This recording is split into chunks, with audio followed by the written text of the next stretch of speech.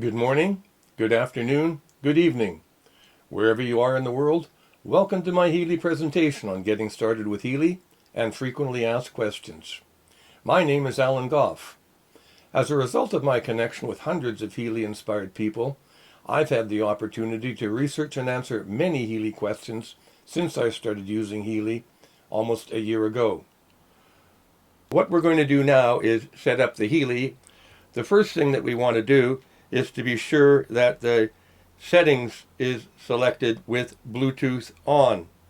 Go down to privacy and be sure that location services is on. Notice right now the Healy Bluetooth light is on.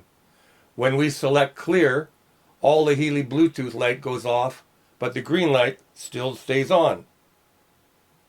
What this indicates is that the Healy is still transmitting the Healy Bioenergetic Boost program to the Healy app as well as to the Healy electrodes. So, in this situation, we actually are running the Healy without Bluetooth.